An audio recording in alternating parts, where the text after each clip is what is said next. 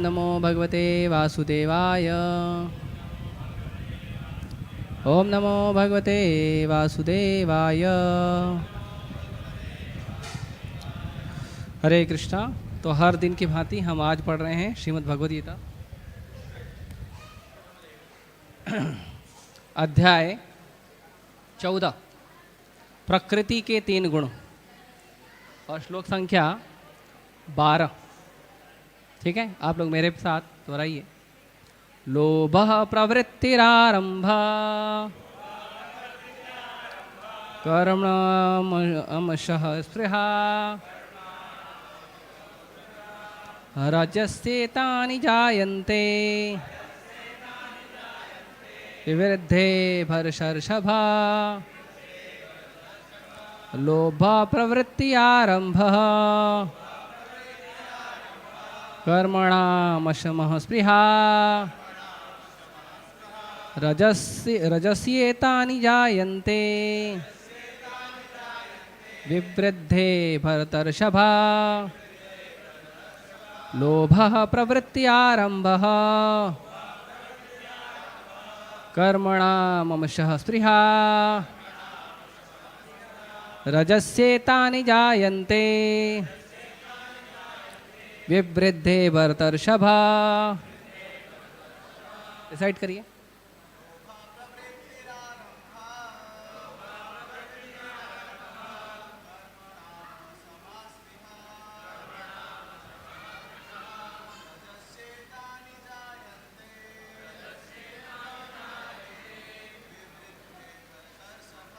विवृद्धे भरतर्षभा। लोभः प्रवृत्तिरारंभः कर्मणां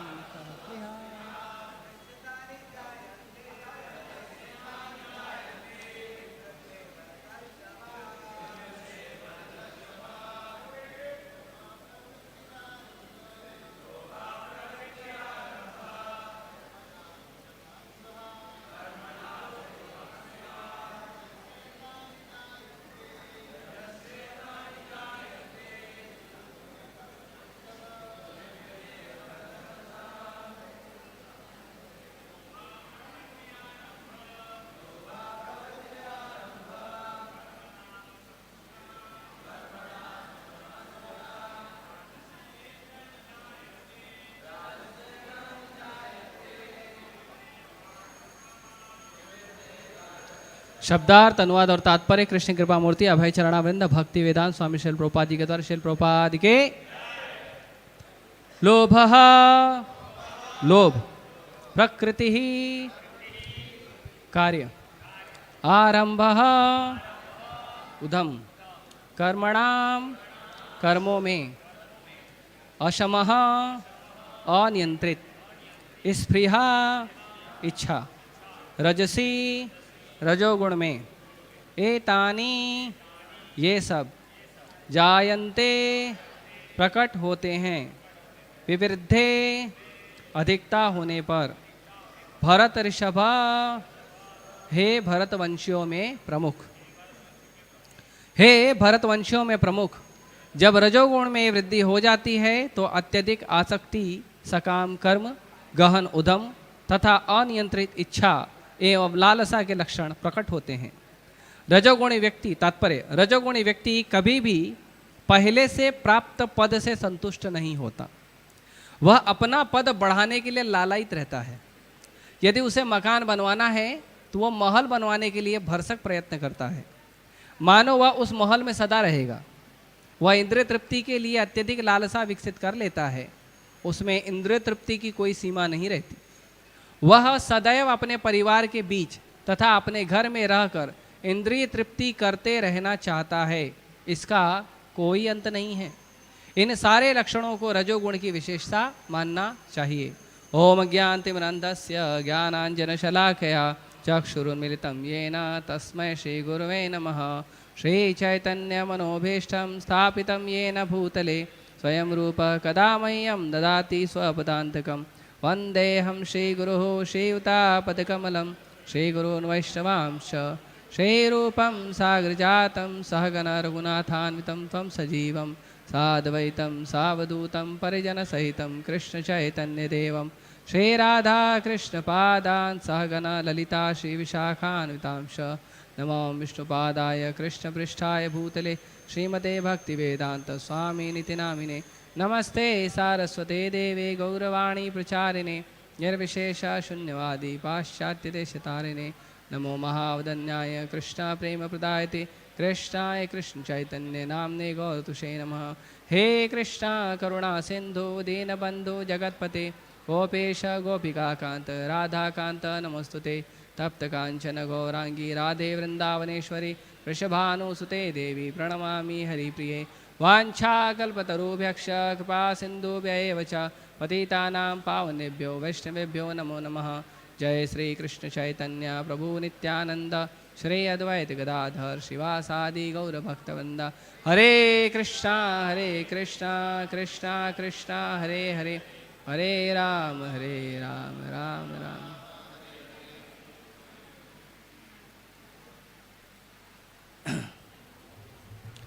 हरे कृष्ण।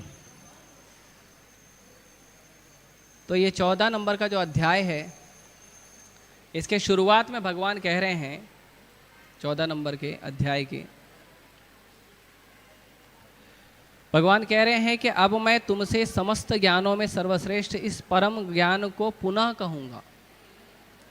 भगवान ने जो भगवत गीता बताई, भगवान उसको अब वापस रिपीट कर रहे हैं। और आगे कहते हैं जिसे जान लेने पर समस्त मुनियों ने परम सिद्धि प्राप्त की है। आगे कह रहे हैं इस ज्ञान में स्थिर होकर मनुष्य मेरे जैसी दिव्य प्रकृति को प्राप्त कर सकता है। इस प्रकार स्थित हो जाने पर वह न तो सृष्टि के समय उत्पन्न होता है और न प्रलय के समय विचलित होता है। तो आप उसको बात कर लो, फोन आएगा तो बात कर लेंगे। तो भगवान भगवद्गीता में और एक श्लोक कहते हैं, जहाँ भगवान कहते हैं ब्रह्मभूता प्रसन्नात्मा न सोचति न कांक्षति समा सर्वेषु भूतेषु बद भक्ति लभते परम। तो भगवान कहते हैं कि जो भगवान के भक्त होते हैं, भगवान के भक्त कैसे होते हैं? ब्रह्मभूता, ब्रह्म में स्थित रहते हैं। ब्रह्म का मतलब होता है जीवात्मा, मतलब हम सब ब्रह्म हैं। जितनी भी जीवात्माएं हैं वो ब्रह्म होती हैं, और भगवान कृष्ण जो है वो परम ब्रह्म है। कभी कभी ज्ञान के अभाव में कुछ मुनि लोग जो वैदिक ज्ञान का ठीक ठीक जिनको बुद्धि नहीं होता है, ऐसे कुछ मुनि लोग क्या करते हैं कि कभी कभी ब्रह्म की व्याख्या गलत करते हैं। वो ब्रह्म की व्याख्या करते हैं कि हम भी ब्रह्म हैं, भगवान भी ब्रह्म है, और हम दोनों मिक्स हो जाएंगे।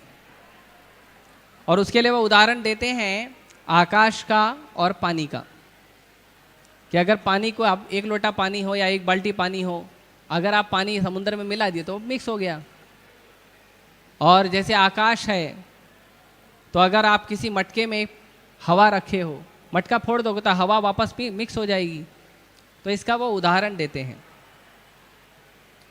लेकिन प्रभुपाद जी कहते हैं इतना मिक्स होने के बाद भी जो न्यूट्रॉन प्रोटॉन होते हैं, जो अणु परमाणु होते हैं, वो तो अलग ही रहेंगे ना, वो थोड़ी मिक्स होते हैं कभी, है ना। तो ये बात ज़्यादा क्लियर होती है। इसके लिए ज्ञान लेना जो है हमें ऐसे व्यक्ति से लेना चाहिए जो ज्ञान की पराकाष्ठा को समझता है ना। जैसे उत्तर भारत में एक कहावत है, अधजल गगरी छलकत जाए, मतलब जो आधा मटका पानी होता है वो बहुत छलकता है, जो पूरा भरा होता है वो जल्दी छलकता नहीं, क्योंकि पूरा भरा रहता है ना, लोग उसको संभाल के लेके चलते हैं।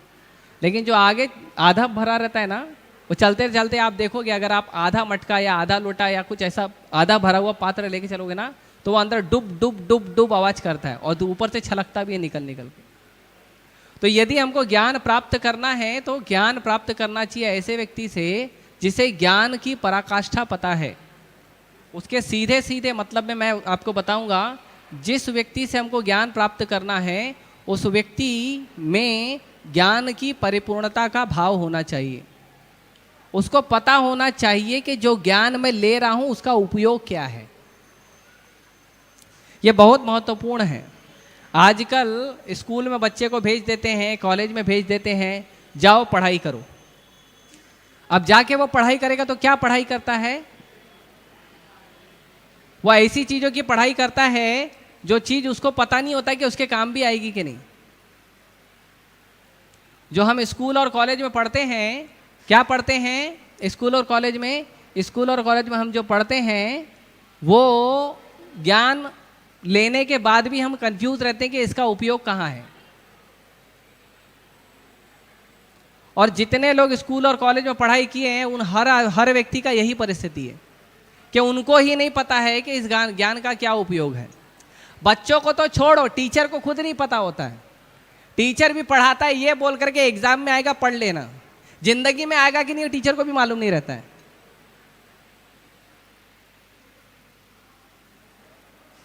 ऐसा ज्ञान किस काम का? तो भगवान इसीलिए जो ज्ञान देते हैं पूर्ण ज्ञान देते हैं। भगवान भगवत गीता में जो ज्ञान दिए हैं, अर्जुन को ज्ञान देते समय भगवान बोलते हैं कि ये जो ज्ञान मैं दे रहा हूं इस ज्ञान को प्राप्त करने के बाद तुमको किसी और ज्ञान को लेने की आवश्यकता नहीं होगी। इसको बोलते हैं कंप्लीट नॉलेज। एक पुस्तक है, इसको साइंस वाला भी पढ़ सकता है, कॉमर्स वाला भी पढ़ सकता है, मेडिकल वाला भी पढ़ सकता है, इंजीनियरिंग वाला भी पढ़ सकता है, कोई भी व्यक्ति, हाँ आर्ट्स वाला भी पढ़ सकता है। कोई भी व्यक्ति जिसको थोड़ा बहुत हिंदी, इंग्लिश, मराठी, गुजराती, तमिल, तेलुगु, उड़िया, मलयालम कुछ भी पढ़ने आता हो, इस्कॉन में आइए, हम आपको गीता दे देंगे, पढ़िए और समझिए। और ये किसके लिए है? ये कंप्लीट ऐसा ज्ञान है, कंप्लीट ऐसा नॉलेज है जो आपके लाइफ में प्रैक्टिकली यूज होगा। ये साधारण ज्ञान नहीं है। तो भगवान कह रहे हैं कि जो ब्रह्मभूत का स्तर है जिसमें सोचती और कांक्षती नहीं होता है। सोचती और कांक्षती कब होता है? जब व्यक्ति को दुख होता है कि मुझे ये वस्तु प्राप्त नहीं हुई, तो हमेशा विचार में लगा रहता है, अरे यार ये वस्तु मुझे प्राप्त नहीं हुई। और कांक्षती में उस व्यक्ति की ऐसी हालत होती है कि उसको जो व्यक्ति प्राप्त हो जाती है उसको खोने का डर बना रहता है। वो ले लेगा, ये ले लेगा, हमेशा चिंता में बना रहता है। लेकिन जो भगवान के भक्त होते हैं उसको सोचती कांक्षती का टेंशन ही नहीं होता। क्यों? क्योंकि सब भगवान का है, जब जरूरत होगी मिल जाएगा। छोटा जो बच्चा होता है उसको टेंशन होता है क्या? मेरे पास जो वस्तु है वो कहीं खो जाएगी, खो गई तो नो प्रॉब्लम, पापा दूसरा दिलाएगा। क्योंकि वो पूर्णता आश्रित होता है भगवान पे। उसी प्रकार जो ब्रह्मभूत स्तर होता है, भगवत चेतना का जो स्तर होता है, वो भगवत चेतना का स्तर में व्यक्ति को यही भाव रहता है कि सब कुछ, पूरी सृष्टि गोपाल की है, मुझे जितना आवश्यकता है उतना मैं लूंगा और उपयोग करूंगा, और मुझे जो जरूरत है वो कृष्ण भेजेंगे। जितना मुझे उपयोग है उतना कृष्ण दे रहे हैं और उसमें वो संतुष्ट होकर कार्य करता है। लेकिन ये जो स्तर है, ये जो भाव है कि जितना मुझे प्राप्त हो रहा है अपने आप, वो मुझे पूर्ण है, वो मुझे कम नहीं पड़ रहा है, ये भाव होता है सत्व गुण का। तो भगवान जब इस अध्याय को शुरू कर रहे हैं तो भगवान यही बता रहे हैं कि इस ज्ञान को मैं वापस से आपको बता रहा हूँ, लेकिन अब भगवान बहुत ज़्यादा डिटेल में जाके बता रहे हैं। तो भगवान प्रकृति के 3 गुणों की बात करते हैं, जिसको कहते हैं सतोगुण, रजोगुण और तमोगुण। अंग्रेजी में कहते हैं mode of goodness, mode of passion, mode of ignorance. तो इसको मैं पहले साधारण भाषा में बताता हूँ, है ना, उसके बाद हम इसको टेक्निकल लैंग्वेज में समझेंगे। तो सतोगुण का जो स्तर होता है, सतोगुण के स्तर में व्यक्ति शांत रहता है, ज्ञान को प्राप्त करता है, चीज़ों को समझने का प्रयास करता है। कोई भी वस्तु उसे चाहिए तो उस वस्तु को प्राप्त करने के लिए वो विश्लेषण करता है, वो उस वस्तु को प्राप्त करने के लिए विचार करता है कि ये जो वस्तु मुझे ज़रूरत है, जो मैं लेने जा रहा हूँ, ये सच में मेरे काम की है या नहीं। और सबसे बड़ा जो व्यक्ति सतोगुण में होता है वो व्यक्ति कभी दूसरों को हानि नहीं पहुंचाता है। उसको खुद को हानि हो जाएगा चलेगा, लेकिन दूसरों को कष्ट नहीं पहुंचाता है। ये सतोगुण के व्यक्ति का लक्षण होता है। ये साधारण भाषा में बता रहा हूँ, ज़्यादा डीप में ये अध्याय पढ़ेंगे तो समझ में आएगा। रजोगुण का व्यक्ति जो है ना वो डीलिंग वाला होता है। जितना मुझे मिला उतना आपको मिलेगा, जो आप दोगे वो आपको हम देंगे। आप प्यार दोगे तो हम प्यार देंगे, आप गुस्सा दोगे तो हम गुस्सा देंगे, आप 1 रुपया दोगे तो मैं 1 रुपये का सामान दूंगा। ऐसा वो डीलिंग वाला आदमी है। और वो आदमी डीलिंग में इतना ज़्यादा बिजी रहता है कि वो हमेशा नए नए सपने बनाते रहता है। आज मेरे पास इतना हो गया, कल मैं इतना बनाऊंगा, फिर कल इतना बनाऊंगा, फिर 10 साल बाद इतना बनाऊंगा, फिर 50 साल बाद इतना बनाऊंगा। अच्छा, उसको पूछो तुम जिंदा रहोगे 50 साल, वो मालूम नहीं।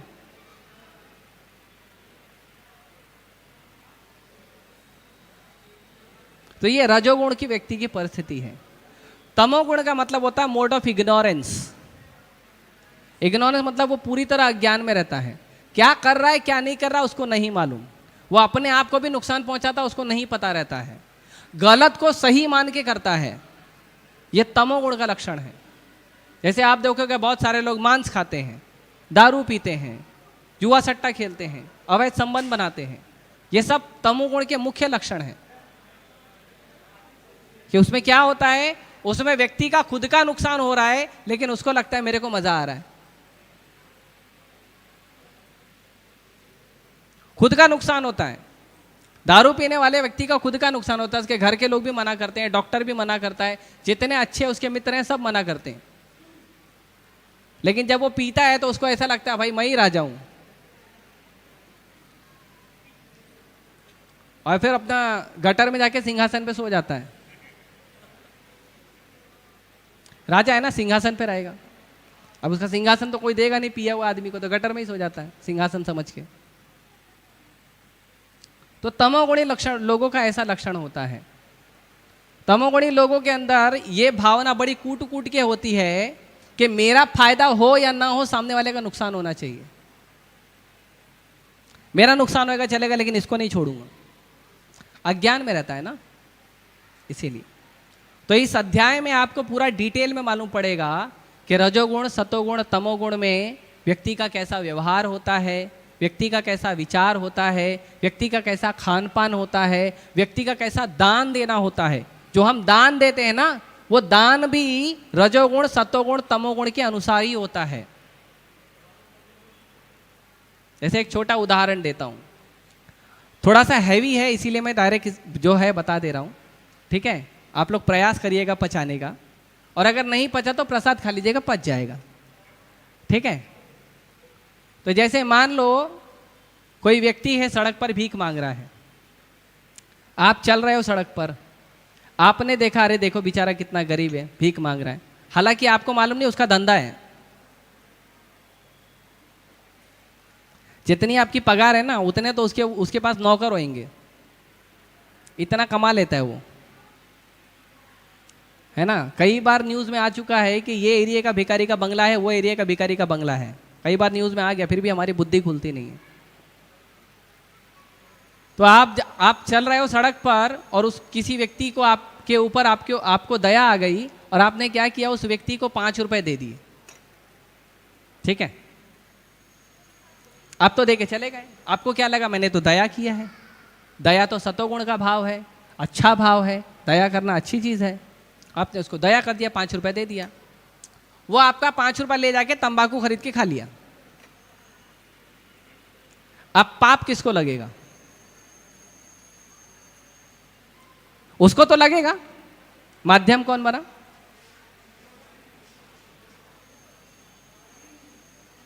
माध्यम तो हम बने ना। तो इसीलिए भगवत गीता में सतोगुण के लिए कहा गया है, सही स्थान पर सही व्यक्ति को सही वस्तु दान करने को ही सही दान कहा जाता है। आपको पता करना पड़ेगा कि दान कौन सी जगह पे करना है। चलते फिरते सड़क पे, फुटपाथ पे, फ्लाईओवर पे, ब्रिज पे, ट्रेन में, बस में दान नहीं करना है। आपको पता करना चाहिए। आपको ज्यादा डिटेल चाहिए तो क्लास के बाद मिलना, मैं बता दूंगा। ऐसे ओपनली बोल देता हूं, आप कृष्ण मंदिर में, विष्णु मंदिर में दान कर सकते हैं। क्योंकि भगवान के मंदिर में दान करने से आपका धन शुद्ध होता है। तो जो हमने दान किया उसका सही स्थान होना चाहिए। उसके बाद जो वस्तु आप दान करें वो वस्तु भी सही होनी चाहिए, ये भी इंपॉर्टेंट है। ये नहीं कि मेरे पिताजी दारू पीते थे तो श्राद्ध में लगे लोगों को दारू बांटने, ऐसे करते हैं लोग। हाँ, पिताजी को चिकन बहुत पसंद था तो पिताजी तो रहे नहीं, कुछ मुर्गियों को भी पिताजी के बाद ही भेज देते हैं, बोले आप ऊपर खाओ मैं नीचे खाता हूं। समझे? तो क्या होगा, पिताजी का तो ऑलरेडी जो पाप करके गए हैं वो कहीं पे होंगे, उनका वहां पे और काउंटिंग बढ़ा देते हैं, क्योंकि आपको पसंद था ना तो वहीं रहो।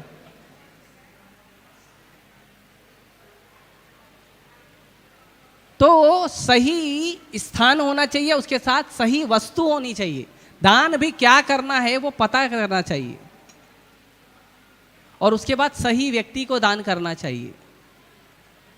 आप जिस व्यक्ति को दान कर रहे हो वो आपके सामने फटा कपड़ा पहन के घूम रहा है, लेकिन जब वो घर पे जाएगा ना तो वो फटे कपड़े को एक झोले में भर लेता है और अपना जो टिप टॉप कपड़ा है वो पहन के घर पे जाता है। घर पे बोलता है ऑफिस से आ रहा हूं।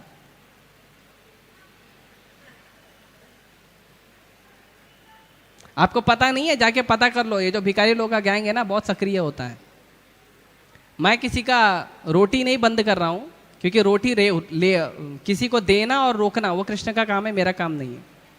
पर मैं बता रहा हूं सतोगुण रजोगुण तमोगुण में बहुत सारी चीजें वर्णन की गई है। आपका खाना, आपका पीना, आपका सोना, बहुत सारी चीजें वर्णन की गई है। ज्ञान, कौन सा ज्ञान होता है सतोगुण रजोगुण तमोगुण का, ये सब वर्णन किया गया है। ये जानना चाहिए। किसी भी व्यक्ति को इस यहां तक के जो पशुपालन है उसमें भी बताया गया कि इस पशु को पालने से हमारा सतोगुण बढ़ता है, इसको पालने से रजोगुण होता है, इसको पालने से तमोगुण होता है। सब फैशन चल रहा है, सब फैशन। वो बॉलीवुड वालों को देख लेते हैं, वो जो करते हैं हम भी कॉपी करते हैं, और हमको क्या लगता है हम भी करके हीरो बन गए। आप कभी उसके पर्सनल लाइफ में जाके देखो, पता चलेगा उससे ज्यादा दुखी आपको कोई व्यक्ति नहीं दिखेगा। मेरा जो क्लास है ना, रिकॉर्डिंग के बाद उसको ले जाके रिकॉर्डिंग सुना देना, वो स्वीकार करेगा इस बात को। ये जितने भी लोग कैमरे के सामने हंसते हैं, नाचते हैं ना, वो कैमरे के पीछे सिर्फ रोते हैं। तो उनके जीवन को कॉपी मत करो, आप भी केवल रोओगे। अगर जीवन कॉपी करने का तो साधु का करो, जो हमेशा प्रसन्न चित्त रहता है, जो हमेशा आनंद में रहता है, खुद के पास कुछ हो नहीं लेकिन फिर भी विचार रखता है आपको कुछ दे। इतना बड़ा धनवान कौन मिलेगा? कृष्ण के भक्त के अलावा कोई नहीं मिलेगा।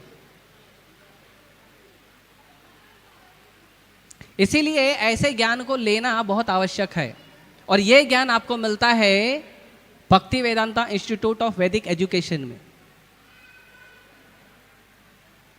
जो भक्ति वेदांता इंस्टीट्यूट है या जो इस्कॉन है, यहाँ आपको ये ज्ञान मिलेगा। हर रोज सुबह भागवतम और हर शाम को भगवद गीता का ज्ञान मिलेगा।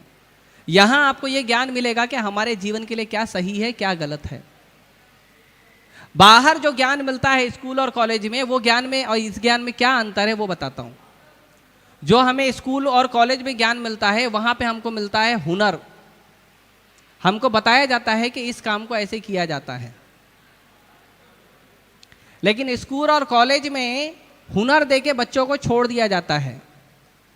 बच्चों को ये नहीं बताया जाता है कि ये जो हुनर आपको प्राप्त है, इसका उद्देश्य क्या है, इसका सही उद्देश्य क्या है और इसका सही उपयोग क्या है। जैसे किसी आप व्यक्ति को आपने तलवार चलाना सिखा दिया, बंदूक चलाना सिखा दिया, लेकिन आपने उसको बताया नहीं कि कौन सी सही जगह है जहां पे तलवार बंदूक चलाना चाहिए, और तलवार और बंदूक को चलाने का सही उद्देश्य क्या है वो बताया नहीं। तो ये मिसिंग है। जो साधारण समाज में ज्ञान मिल रहा है, उस ज्ञान में ये दो चीजों का अंतर है। लोगों को सही उद्देश्य नहीं पता है और लोगों को सही उपयोग नहीं पता है। ये माइक बनाने वाले ने कभी सोचा नहीं था कि इस्कॉन में भगवद गीता क्लास के लिए माइक का उपयोग होगा, लेकिन भक्तों को पता है कि कृष्ण की सेवा में पूरे संसार का उपयोग कर सकते हैं। तो ये जो अंतर है भगवान के भक्ति का ज्ञान प्राप्त करने वालों में और जो व्यक्ति भगवान के भक्ति के ज्ञान से दूर है, उन लोगों में ये अंतर है। इसीलिए लोगों को स्किल आ गया है, टैलेंट आ गया है, लेकिन लोगों को पता नहीं है उपयोग कहां करना है, तो रील बना के नाचते हैं। और देखा है आप लोग ने, आप लोग तो दिन रात देखते हो, हम तो उतना देखते नहीं है, कभी कभी देख लेते हैं। हाँ, आप देखिए, लोगों को तो यह भी नहीं पता है कि हमारे जीवन में जो संबंध है माँ का, पापा का, भाई का, बहन का, पति का, पत्नी का, बच्चों का, दोस्तों का, उसका क्या उपयोग है। और स्कूल में निबंध भी लिखते हैं, the friend in need is the friend in deed. जो जरूरत पे काम आए वही सच्चा मित्र होता है। स्कूल में लिखते हैं ना 300 शब्दों का निबंध लिखते हैं लोग, मैंने लिखा था, मुझे याद है। तो ये स्वार्थ परस्त दुनिया का हिस्सा मत बनिए। सबसे पहले अपने जीवन को संवारिए, वो ज्यादा महत्वपूर्ण है। दुनिया संवारने का काम हमारा नहीं है, वो दुनिया वाले का, वो कर लेगा। कोरोना के टाइम पे सब घर में बैठे थे, भगवान ने पूरी प्रकृति को अच्छा कर दिया था। फिर कोरोना जैसी खत्म हुआ, हमने फिर खराब कर दिया। तो भगवान दुनिया को अच्छे से सजा सकते हैं, संवार सकते हैं, उसका सही उपयोग भगवान कर सकते हैं और भगवान के भक्त कर सकते हैं, और तीसरा कोई कर नहीं सकता है। क्यों? क्योंकि भगवान के भक्त सतोगुण में रहते हैं। शांत रहना, ज्ञान प्राप्त करना, दूसरों की सहायता करना, प्रेम से लोगों से बात करना, ये भगवान का और भक्तों का गुण है। रजोगुण में यहाँ पे जो वर्णन कर रहे हैं आज के श्लोक में, वो क्या वर्णन है कि जो रजोगुणी व्यक्ति होता है उसकी परिस्थिति कैसी होती है। चेक करना अपने अपने आप को, ठीक है, आप लोग खुद ही चेक करना, मैं नहीं बताऊंगा। तो कह रहे हैं जो रजोगुण की वृद्धि होती है तो अत्यधिक आसक्ति हो जाती है। आसक्ति है वो आसक्ति है, लेकिन जा नहीं सकती। किसी चीज से हमें अट्रैक्शन होता है, उससे अटैचमेंट होता है, तो अटैचमेंट हो जाता है और बहुत गहरा हो जाता है। लेकिन वो अटैचमेंट गहरा क्यों होता है? क्योंकि हमको अटैचमेंट का, आसक्ति का उद्देश्य नहीं पता। किसी व्यक्ति से मित्रता होती है, किसी वस्तु से हमारा आकर्षण हो जाता है, तो हमको उद्देश्य पता होनी चाहिए, पता ही नहीं है लोगों को। तो इसीलिए आ सकती है लेकिन जा नहीं सकती। अटैचमेंट हो जाता है, डिटैचमेंट होता ही नहीं है, और मरते दम तक उस चीज को याद करते रहते हैं। किसी का घर में होता है, किसी का परिवार के लोगों में होता है, किसी का अपने बिजनेस में होता है, और भी बहुत सारी चीजों में होता है। और क्या बढ़ता है? अत्यधिक आसक्ति और सकाम कर्म। व्यक्ति कर्म करता है, भगवान के भी पास आता है तो सिर्फ इस भाव से कि मैं जो कर्म कर रहा हूं मुझे उसका फल मिलना चाहिए और मैं उस फल को भोगना चाहता हूं, दान करना चाहता हूं का भाव नहीं आता है। आज मेरे पास 10 रुपया है तो कल 100 होना चाहिए, कल 100 होगा तो परसों 1000 होने चाहिए, फिर लाख होना चाहिए, फिर करोड़ होना चाहिए, फिर अरब होना चाहिए। ऐसी लालसा बढ़ते जाती है। जितना है उतने में संतुष्ट कभी नहीं होता। आगे कहते हैं गहन उधम। गहन उधम का मतलब समझते हो? मतलब यह है कि जो वस्तु आपको आसानी से प्राप्त हो सकती है, उस वस्तु को ज्यादा प्राप्त करने के लिए जरूरत से ज्यादा मेहनत करना। एग्जाम्पल, मुंबई के लोग 8 घंटे 10 घंटे काम करके घर में आराम से आपको परिवार पालने के लिए और आपके जीवन निर्वाह के लिए उतना आपको संपत्ति, उतना धन प्राप्त हो सकता है। लेकिन काम करते हैं लोग 12 घंटे, 16 घंटे, 20 घंटे। प्रैक्टिकली आप देखिए, चर्च गेट से विरार, विरार से चर्च गेट, कुछ लोग तो पालघर से भी जाते हैं, कुछ लोग वलसाड़ से आ जाते हैं। हाँ, हमारे कुछ भक्त प्रचार करते हैं, बताते हैं, रोज वलसाड़ से ट्रैवलिंग करते हैं, 3 घंटा आना 3 घंटा जाना। साधारण अगर कार्य से हमारा, प्रभुपाद जी कहते हैं, 3 चपाती 3 रोटी में और 6 बाई 3 फीट की जगह में हमारा काम हो जाएगा। 3 रोटी खाना है, सोना है, दिन भर में थोड़ा जाग के सेवा करना, और क्या करना है। नहीं, मेरे को 10 रोटी कमाना है, मुझे 50 रोटी कमाना है, और पूरा प्लान बना के रखेगा, मेरे लिए अच्छा हो जाना चाहिए, मेरी पत्नी के लिए भी हो जाना चाहिए, मेरे बच्चों के लिए भी हो जाना चाहिए, मेरे पोतों के लिए भी हो जाना चाहिए, मेरे परपोतों के लिए भी हो जाना चाहिए। एग्जाम्पल के लिए आप लोग हम भारत के राजनेताओं को देख सकते हैं। तो ऐसा जरूरत से ज्यादा मेहनत का प्रयास करते करते करते करते वो ये भूल जाता है कि मनुष्य शरीर मिला किस लिए है। और उसको पूछो तो बोलता है कर्म करने के लिए मिला है, लेकिन अगर उसको आप पूछो कर्म का मतलब क्या है, वो उसको पता ही नहीं है। दारू बेचना भी कर्म है, मांस बेचना भी कर्म है, सब कर्म है, सब उसको कर्म ही लगता है। उसको पता ही नहीं है कि अच्छे कर्म और बुरे कर्म में भेद क्या है। इसीलिए अनियंत्रित उद्यम करता है।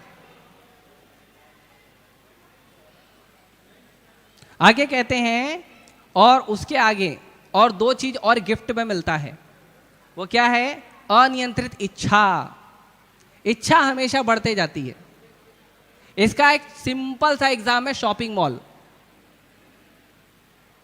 कोई भी व्यक्ति शॉपिंग मॉल में जाएगा ना, आप खरीदने के लिए जाओगे एक वस्तु, बाहर निकलोगे 2 बैग लेके।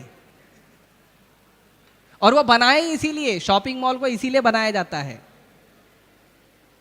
उसका जो पूरा डिजाइन है ना वो इसी हिसाब से बनाया है कि आप खरीदने जाओगे एक वस्तु, मान लो किसी बच्चे को पुस्तक खरीदनी है, पुस्तक खरीदने जाएगा, लेकिन एक बैग, बड़ा बैग भर के सामान लेके बाहर आएगा। क्यों? इच्छाएं इतनी हैं। और जब वो मॉल के अंदर घुसता है उसको लगता है यार ये भी जरूरी है, ये भी जरूरी है, अरे ये तो कभी देखा नहीं मार्केट में, नया है, ये भी जरूरी हो सकता है। हाँ? इतनी इच्छाएं हैं और दिन रात बढ़ रही हैं। आगे, और लालसा, लालच। तो साधारण समाज में लोग ये प्रश्न पूछते हैं कि प्रभु जी अगर लालच नहीं करेंगे तो व्यक्ति काम क्यों करेगा? लालच तो होना चाहिए ना, नौकरी करने का, धंधा करने का लालच तो होना चाहिए ना। लालच ही नहीं होगा तो क्यों करेगा आदमी? जीवन क्यों अच्छा जिएगा? कुछ तो लालच होगा ना। लालच नहीं होनी चाहिए, जरूरत होनी चाहिए। जरूरत और लालच में अंतर है। जरूरत का मतलब होता है आपको जितनी आवश्यकता है उसके लिए प्रयास करना, प्राप्त होने के बाद बाकी बचा हुआ समय भगवान का भजन करना, अपने घर परिवार के साथ समय बिताना, उसको कहते हैं जरूरत, उसको कहते हैं आवश्यकता। और लालच का मतलब होता है जरूरत से ज्यादा। मुझे ऐसा भ्रम है कि मुझे जितनी वस्तु प्राप्त हो रही है उतने में मेरी जरूरत पूरी नहीं होगी, इसीलिए जरूरत से ज्यादा प्राप्त करने का प्रयास करता है, उसको कहते हैं लालच। आवश्यकता से अधिक धन संग्रह को लालच कहते हैं। ऐसे प्रभुपाद जी एक उदाहरण देते हैं कि मान लो सड़क पर एक बड़ा गेहूं का बोरा, जो गोनी है गेहूं का, वो सड़क पर पड़ा है। तो एक चिड़िया आएगी तो कितना खाएगी? 2 दाना, 4 दाना, ज्यादा ज्यादा 10 दाना। बच्चों के लिए लेके जाएगी तो 2-4 दाना और 14-15 दाना हो गया। उससे ज्यादा तो ले नहीं जाएगी। चोंच में कितना आएगा? थोड़ा खाएगी, थोड़ा ले जाएगी। गाय आएगी तो कितना खाएगी? 2 किलो, 3 किलो। लेकिन आदमी आएगा तो कितना लेगा? गोनी गायब कर देता है वो।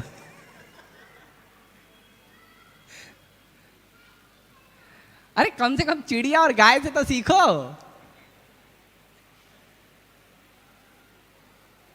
इसको कहते हैं लालच।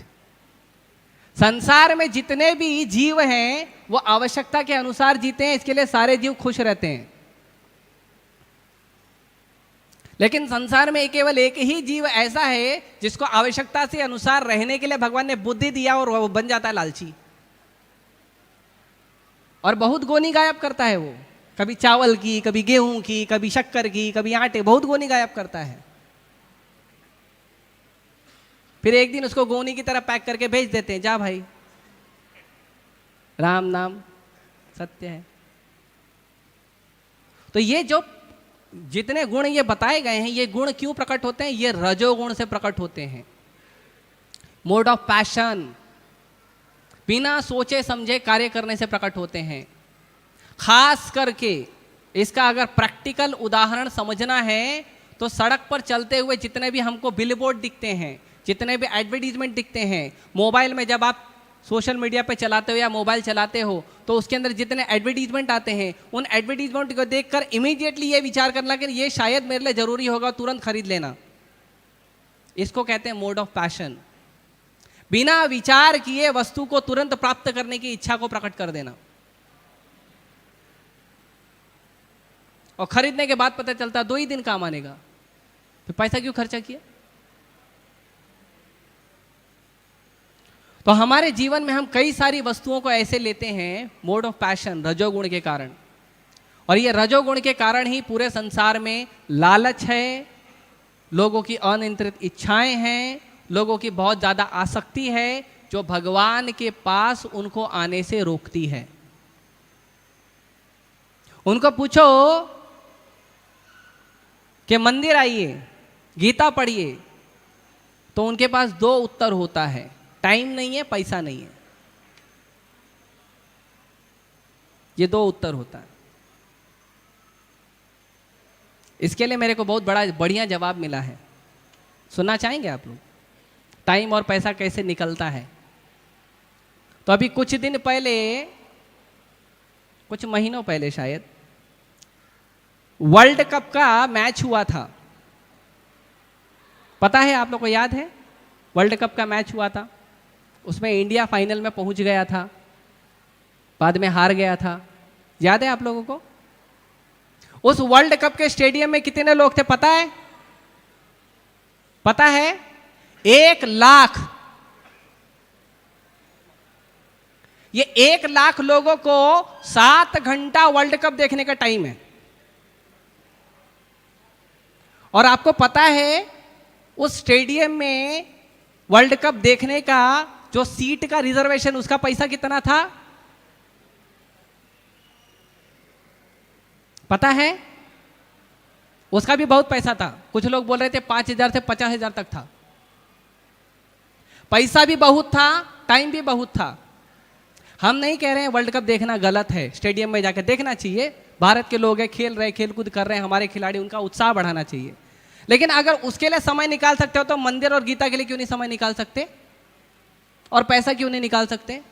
गीता तो आपको 200-300 रुपये मिल जाएगी, और मंदिर आपको आना है, भगवान को 10 मिनट 15 मिनट प्रणाम करिए, भगवान का नाम जप करिए, आनंद में रहिए। तो संसार में पैसे की और समय की कमी नहीं है, कमी है बुद्धि की। और वो बुद्धि तब तक नहीं आएगी जब तक हम रजोगुण और तमोगुण में रहेंगे। हमको रजोगुण और तमोगुण से ऊपर उठना पड़ेगा, सतोगुण में आना पड़ेगा, और सतोगुण में आने का प्रयास करना पड़ेगा। सतोगुण में आने का प्रयास कैसे करते हैं? तो भगवान कृष्ण की सेवा से संबंधित जितनी वस्तु है सब सतोगुण है। भगवान के मंदिर में आना, भगवान का दर्शन करना, भगवान को प्रणाम करना, भगवान का नाम जप करना, भगवत गीता पढ़ना, भगवान की जो दिव्य वाणी है भगवत गीता पढ़ना, भक्तों का संग करना, प्रसाद पाना, चरणामृत लेना, मंदिर में कीर्तन सुनना, मंदिर में लेक्चर सुनना, ये सब सतोगुण है। जैसे जैसे आप अपने जीवन में इन चीज़ों को बढ़ाते जाएंगे, बढ़ाते जाएंगे, बढ़ाते जाएंगे, सतोगुण बढ़ते जाएगा। और जैसे जैसे सतोगुण बढ़ते जाएगा आपके अंदर एक बहुत ही विशेष गुण आ जाएगा, और वो गुण है आपको भेद करने का शक्ति मिल जाएगा कि आपके जीवन के लिए सही क्या है, गलत क्या है, आपके जीवन के लिए अच्छा क्या है, बुरा क्या है, आपके जीवन में क्या चीज उपयोगी है, क्या चीज नहीं उपयोगी है, आपके जीवन में कौन सी वस्तु कितनी उपयोगी है और कौन सी वस्तु का उपयोग बिल्कुल नहीं है। उस समय आप एडवर्टीजमेंट देखकर, इश्तिहार देखकर जीवन नहीं जियोगे।